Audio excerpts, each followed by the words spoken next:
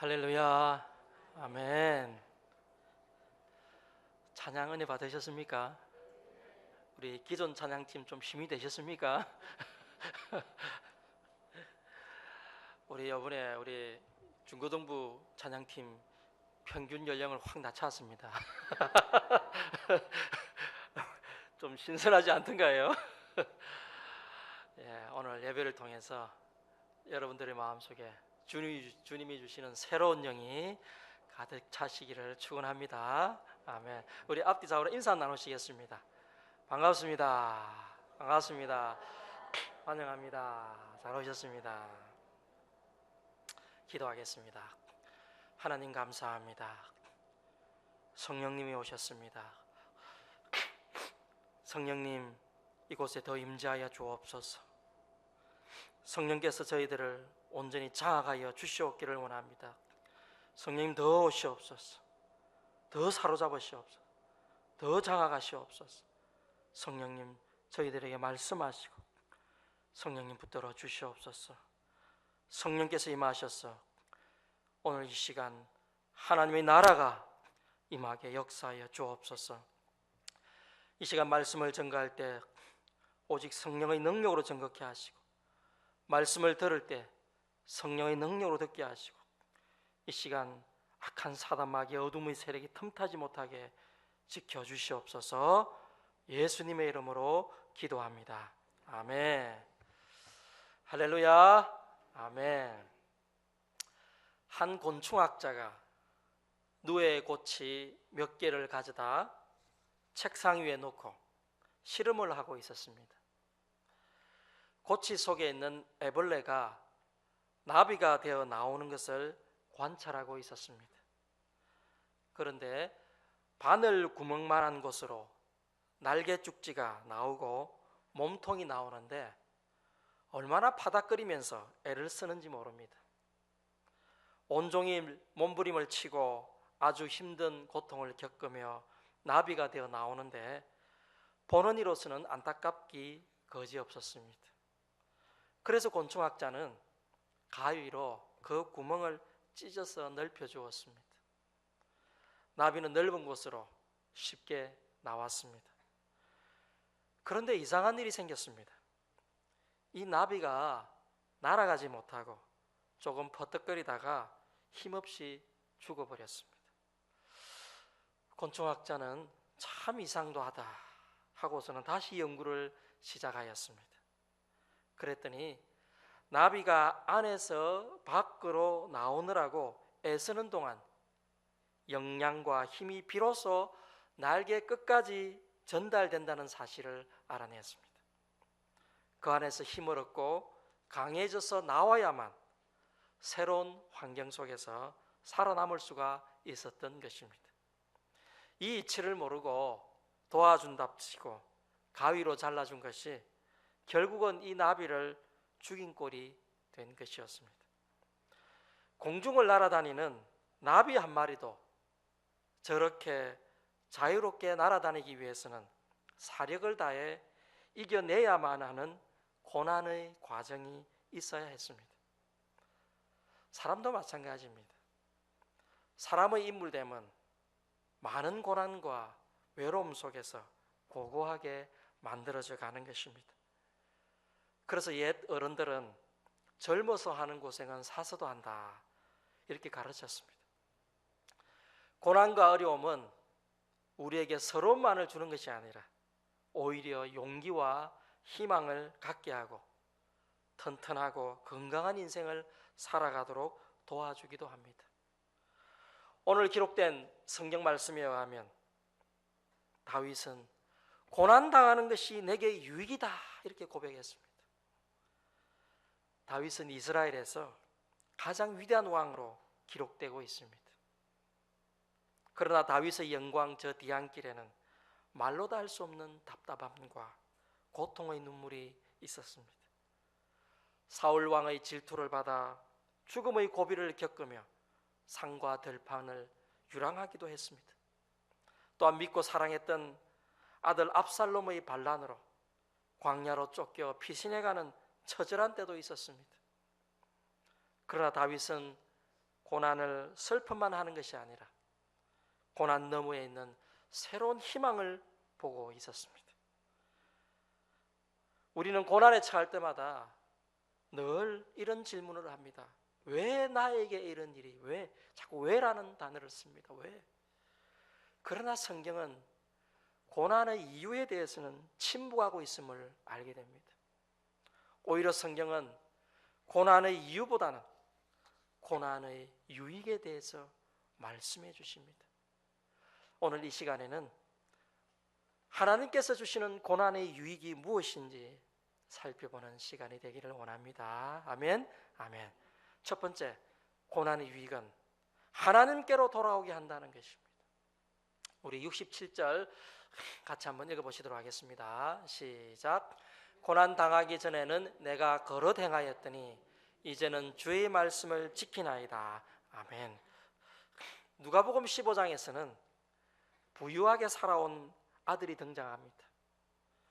어느 날 아들은 아버지로부터 자기에게 돌아올 몫을 분배받아서 가고 싶은 곳에 가서 하고 싶은 일을 다 하고 살았습니다. 그러다 보니 어느새 빈털터리가 되고 말았습니다.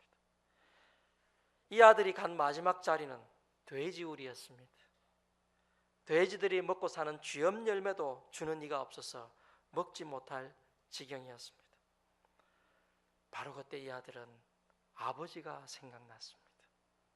그래서 아버지께로 돌아와서 제가 아버지의 품꾼으로라도 있게 해달라고 간청하였습니다. 사랑하는 여러분, 자기 멋대로 살아온 탕자를 아버지께로 돌아오게 만든 것이 바로 고난이었습니다. 인생의 고난은 하나님을 찾게 만들고 하나님께로 돌아오게 합니다. 지금 고난을 당하고 계십니까? 하나님께서 부르시는 소리요, 돌아오라는 음성입니다. 고난이 오기 전에 시편 기자는 소위 잘 나가는 인생을 살았습니다. 그의 인생은 탄탄대로였고 모든 것이 자기의 계획대로 자신의 목표가 조금씩 이루어져 가고 있었습니다. 가정도 평안하고 자녀들도 별 문제가 없고 사업도 잘 되었습니다. 100% 만족한 것은 아니었지만 그래도 만족할 만했습니다. 기도를 하기는 하지만 그렇게 간절하게 하지는 못하였습니다. 아쉬운 것이 없었으니까요. 성경을 읽지만 마음에 별 감동이 없었습니다. 설교를 듣지만 마음이 별로 와닿지가 않았습니다. 봉사는 하지만 진정한 헌신은 아니었습니다. 자신도 모르는 사이에 그런 하나님을 자기 인생의 가장자리로 내몰고 있었던 것입니다. 이것 또한 그릇 행하였다는 뜻입니다. 도덕적으로는 문제가 없었지만 하나님을 자기 인생의 가장자리로 내몬 것은 그릇 행한 것이고 분명히 하나님 앞에 죄인 것입니다. C.S. 루이스라는 사람은 이렇게 말했습니다. 하나님은 우리의 즐거움 속에서 속삭이신다. 그러나 고난 속에서 그분은 외치신다. 고난은 우리의 잠자는 영혼을 깨우는 하나님의 메가폰이다. 인생의 성공에 취해서 행복에 취해서 나도 모르게 하나님을 가장자리로 내몰고 있지는 않으신가요? 미국 닉슨 대통령의 집무실 바로 옆방에서 무소불위의 권력을 휘두른 사람이 있었습니다.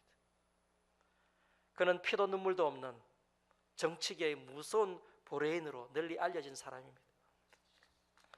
그러나 워터게이트 스캔들이 터졌을 때 이 사건의 책임을 져야 할 7인 중 한 사람으로 체포되어 그는 수감되었습니다. 수감되었을 때 평소 그를 위해 기도해 두던 사람들이 감옥에 넣어준 C.S. 루이스의 순전한 기독교를 라는 책을 읽고 그는 차디찬 감옥에서 한밤중에 무릎을 꿇고 예수 그리스도를 자신의 구주와 주님으로 영접합니다. 그는 감옥에서 나온 뒤에 감옥에서 지낸 경험을 바탕으로 죄수들을 위해서 선교하고 섬기는 사역을 하면서 밤에 그동안의 밤의 인생을 벗고 빛의 새 인생을 살기 시작했습니다. 그런 권력을 잃은 대신에 미국 사회에서 가장 존경받는 시민이 되었고 마침내 종교 노벨상인 템플턴 상을 수상하게 됩니다. 그는 바로 닉슨 대통령의 보좌관이었던 찰스 콜슨입니다. 그를 하나님께로 돌아오게 한 것은 바로 고난이었습니다. 사랑하는 여러분, 고난의 유익 첫 번째는 뭐였습니까? 고난의 유익은 하나님께로 돌아오게 하는, 하나님께로 돌아오게 한다는 것입니다. 두 번째로 고난의 유익은 사람을 성숙하게 만들어줍니다. 71절 같이 한번 보시겠습니다. 시작. 고난당한 것이 이라여 내가 주의 윤례들을 배우게 되었나이다. 아멘. 귀로 듣고 깨닫는 교육은 백지장처럼 가벼워 말짱이가 되기 쉽습니다. 눈으로 보아 모방하여 배운 삶은 뿌리가 없어 결실이 없습니다. 그러나 고난 속에서 몸의 고통과 마음의 슬픔을 통하여 배운 교훈은 사람을 진지하게 만들고 겸허한 자세로 성숙하게 만들어줍니다. 하나님의 백성인 이스라엘 민족은 살기 좋은 땅에서 번성한 것이 아닙니다. 430년의 긴 역사 동안 애굽의 종살이라는 고난과 시련의 세월 속에서 탄생한 민족이었습니다.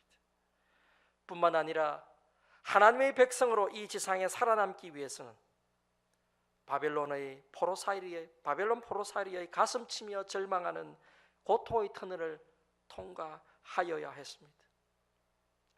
지금도 하나님께서는 하나님의 사람을 키우고 계십니다.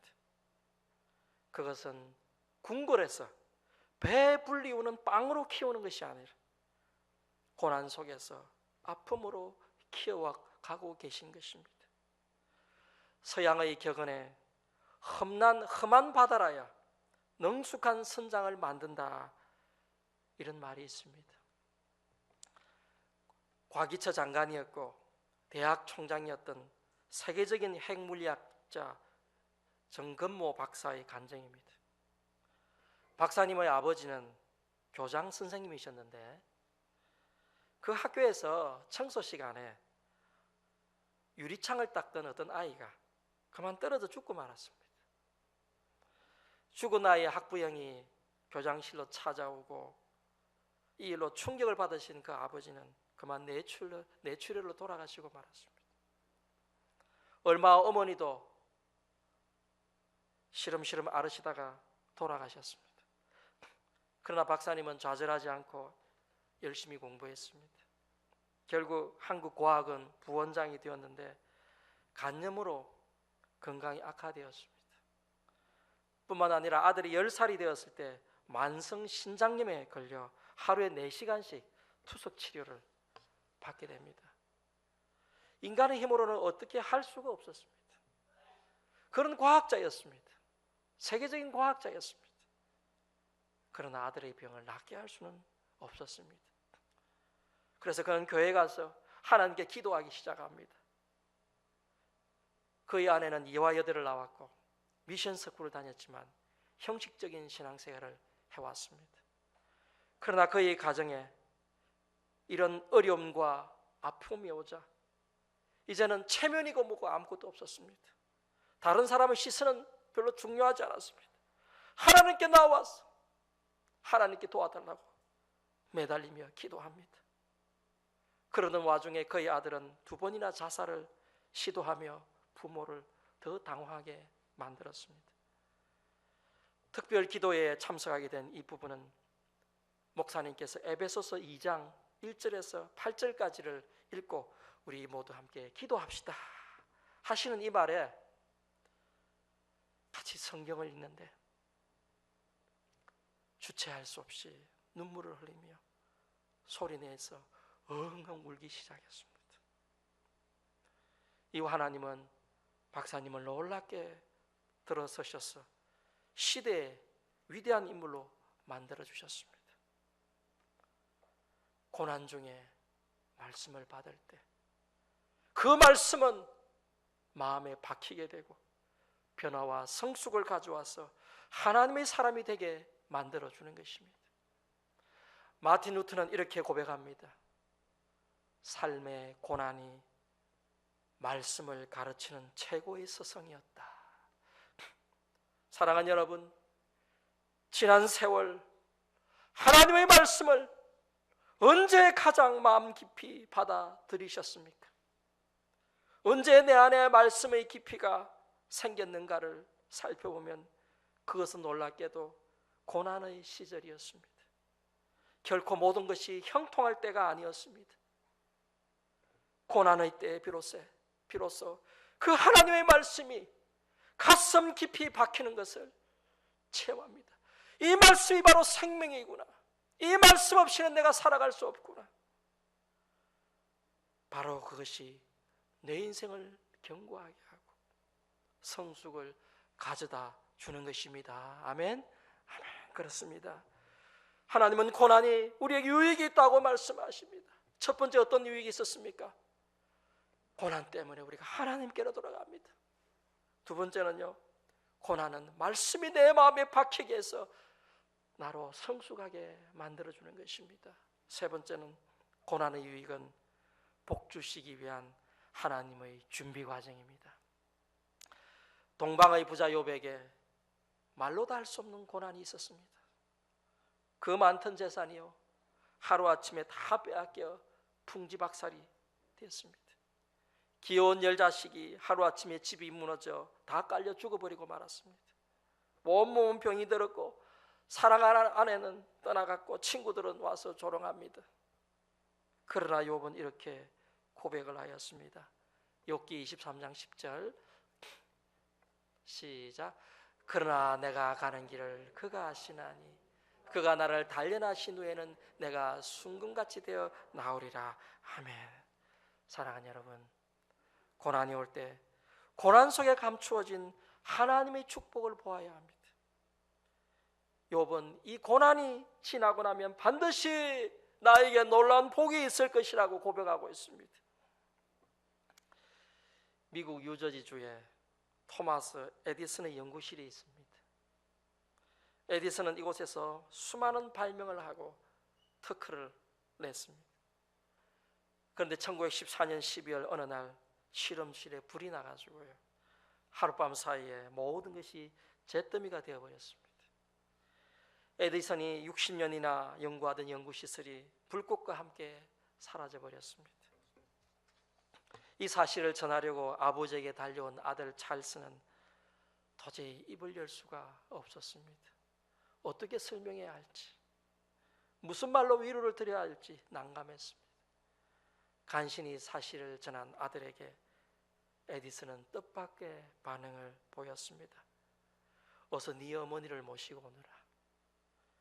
평생에 두 번 다시 볼 수 없는 광경을 함께 보러 가야겠다. 67세의 노인 에디슨은 아내와 함께 불이 난 현장으로 달려갔습니다. 그는 타고 남은 실험실의 잿더미를 바라보면서 태연한 어조로 이렇게 말했습니다. 우리의 모든 과오는 이렇게 다 불타버렸어. 이제 처음부터 다시 시작할 수 있게 되었어. 하나님께 감사합시다. 그 이후로 에디슨은 17년을 더 발명과 연구에 몰두했습니다.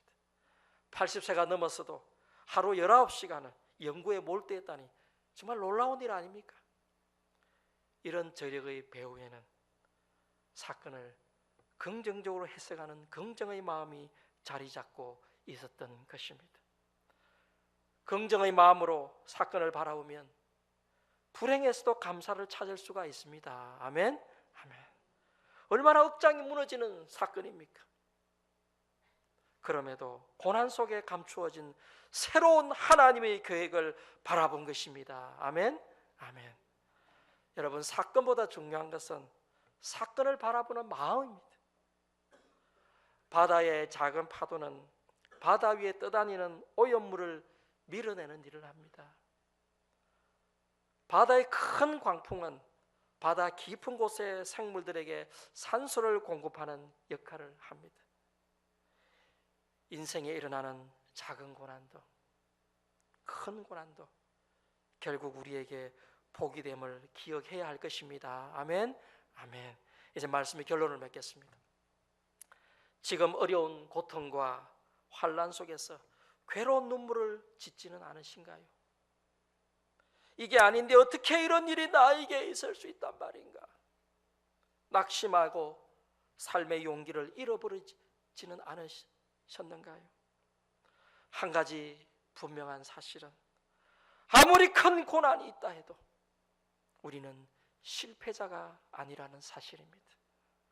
이 고통과 고난이 우리가 실패했고 우리는 이제 끝장났다는 것을 의미하는 것입니까? 결코 그렇지 않습니다. 다시 시작해야 한다는 사실을 의미할 뿐입니다. 아멘. 아멘. 하나님의 또 다른 계획이 준비되어 있다는 사실을 의미하는 것입니다. 창세기 50장 20절 같이 보시겠습니다. 시작. 당신들은 나를 해하려 하였으나 하나님은 그것을 선으로 바꾸사 오늘과 같이 많은 백성의 생명을 구원하게 하시려 하신다니. 아멘. 사랑하는 여러분, 고난이 왔다고 인생이 끝난 것이 아닙니다. 하나님은 어떤 분이십니까? 하나님은 반드시 그 고난을 축복으로 바꾸시는 분이십니다. 아멘. 아멘. 바로 고난은 축복으로 가는 징검다리입니다. 더 큰 축복을 주시기 위한 하나님의 계획인 것입니다. 고난이 없고 문제가 없는 인생이 어디 있겠습니까? 누구라서 인생에 고난이 없겠습니까? 누구나 다 물질 때문에 어려울 수 있고요, 건강 때문에 힘들어할 수 있고, 인간관계 때문에 아파할 수 있고요, 내가 하늘에 실패를 해서 절망할 수 있고요, 가족들에게 문제가 있어서 마음 깊이 애통해할 수도 있습니다. 고난이 면제되는 인생이 없기 때문에 우리가 고난과 문제에 대해서 올바른 반응을 하는 것이 그만큼 중요하다는 사실입니다. 고난과 문제가 생길 때마다 원망불평하고 낙심하고 인생을 포기하고 내 인생은 되는 것이 하나도 없다고 말하며 내 인생은 저주받은 인생이라고 말할 것입니까? 아니면 하나님은 나의 고난과 문제를 반드시 축복으로 바꾸신다, 이렇게 믿으며 나는 결국 잘 될 것입니다. 엄청난 축복이 나를 기다리고 있습니다. 그래서 나는 범사에 감사할 수 있습니다, 이렇게 말할 것입니까? 사건은 동일하되 해석에 따라서 완전히 달라지는 것입니다. 사랑하는 여러분, 왜 고난이 왔는지는 다 알 수 없잖아요. 성경이 다 말해주지 않습니다. 그러나 분명한 것은 우리에게 유익이 있다는 사실입니다. 아멘. 아멘. 시편 기자처럼 비록 고난은 나를 힘들게 했지만 나의 인생에 유익이 되었다. 그것 때문에 내가 하나님을 떠나지 않을 수 있었다. 결국 고난은 나에게 엄청난 축복이었다. 이 고백이 우리의 고백이 되기를 원합니다. 아멘. 아멘. 많은 사람들이 고난과 문제 마음이 짓눌려 있습니다. 두려워하고 있습니다. 삶이 항상 위축되어 있습니다. 고난이 오면 어쩌나 불안해하고 있습니다. 사랑하는 여러분, 이제 고난에 대해서 승리를 선포하시기 바랍니다. 고난은 나에게 유익이 됩니다. 아멘. 아멘. 고난은 나에게 축복으로 가는 징검다리입니다. 아멘. 아멘. 사랑하는 여러분, 우리의 믿음대로 됩니다. 예수님은 항상 우리에게 강조해 주지 않았습니까? 네 믿음대로 될지어다. 아멘. 아멘. 우리의 믿음대로 될 것입니다. 우리의 선포대로 되어질 것입니다. 아멘. 아멘.